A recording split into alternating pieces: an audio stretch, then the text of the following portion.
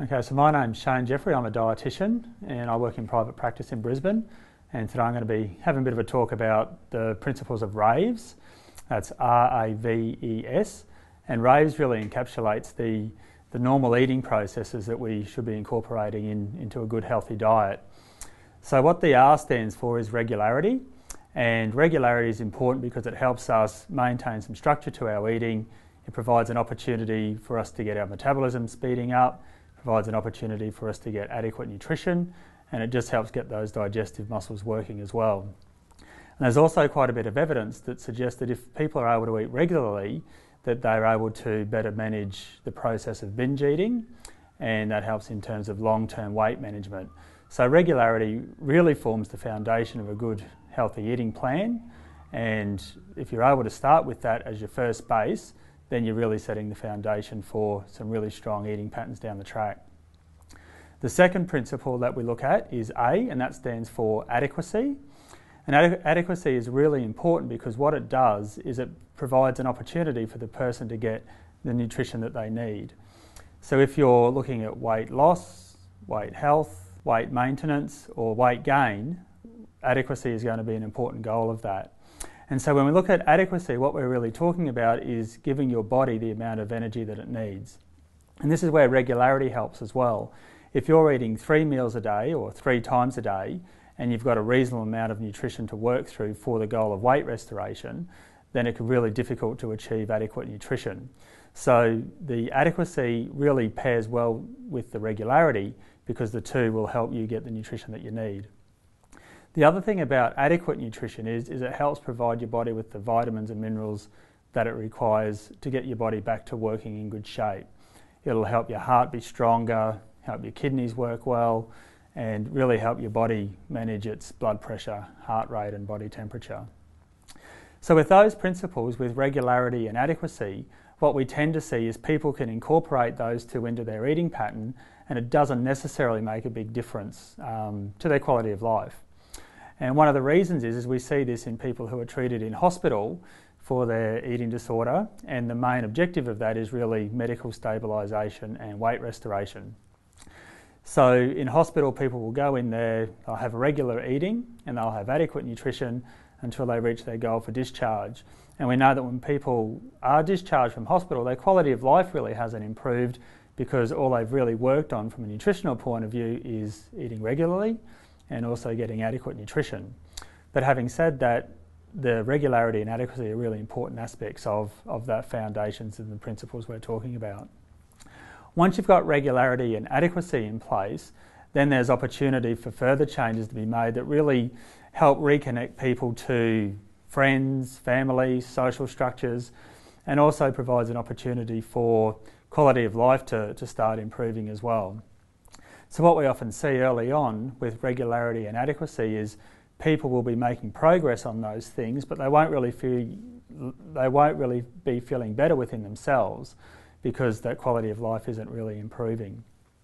So when we move on further through the RAVES process, we get to the V, which stands for variety. And when we talk about variety, this is really where we're encouraging people to step outside of their safe food lists and trying to have things that they feel uncomfortable with, things they feel uncertain with, and things that feel are probably going to be more challenging for them to eat. And the real benefit of the variety aspect of eating is that it allows you to eat a wider range of foods, and this can be a really important part in helping you participate with friends, participate with family, eat foods that other people are eating, rather than just eating the foods that your eating disorder says are going to be safe and okay. So when we think about variety, what we're really looking at doing is trying to think of variety within the food group. So for example, with carbohydrates or the breads and cereals group, some people might be largely looking at having white rice as a safe food or brown rice, and variety in that group would really extend to the possibility of eating potato, pasta, couscous, a range of breads, breakfast cereals, that sort of thing. And similarly with variety in dairy food, we would encourage people to have a range there, milk, yogurt, cheese, custard, etc. And so with variety, not only does it help you to engage in those social aspects of eating, which is a really important part of quality of life, but variety will also help you to re-engage with that connection of food being tasty and enjoyable again. And that's a really important part of eating being sustainable. So once we've got variety in place, then the next thing we really want to try and work at is the process of what the E stands for, which is eating socially. And so you can probably identify that if you're able to eat a wider variety of food, then there's much more opportunity for you to participate in social eating events, or eating socially as we refer to it in RAVES. So what eating socially refers to is going out to a cafe with friends, or participating in a barbecue with family or people who are close to you. And so again, you can really start to see the social connectedness that starts coming through in the last aspects of the RAVE model. Eating socially also will be challenging. There'll be other people preparing the food, other people serving the food at times. But what the eating social aspect of RAVES does is it really builds in a sustainability around the processes and the eating changes that you've made up until now. Once we've got people eating socially, then there's a real opportunity to incorporate what we call spontaneous eating, and that's what the S stands for in RAVES. So spontaneous eating means that you can be flexible in your thinking. If you've prepared a certain meal for the evening dinner, that if something happens or a friend calls you up, that you've got enough flexibility and you're able to be spontaneous to that request and go out and join, your friend, join family, and those sorts of things. So spontaneity is really about flexible thinking, and we know that flexible thinking is a really important part of having a good positive relationship with food. So with that RAVES model, what we generally start to encourage people to do is to start at the top of the process. So start with regularity, work your way through adequacy, and that way your body's getting the nutrition that it needs. You're building a really, really strong foundation.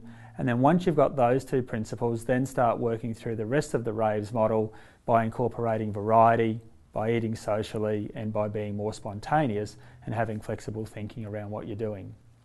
So hopefully that RAVES model provides a really good overview of how you can incorporate a better healthy relationship with food. And the other thing that's really important about it as well is that the RAVES model not only applies to the management of eating disorders, but I think applies to the general public. And with those RAVE principles, you've really got the core aspects of what we would consider to be a healthy relationship with food. So see how you go with that, and certainly if you've got any further questions around the RAVES model, feel free to contact the Eating Disorder Association. They've got a range of resources that might be able to help you with your eating, and they can also provide some directions for you in terms of other supports as well. So thank you, I hope that helps, and good luck with incorporating those principles into your practice. Thanks.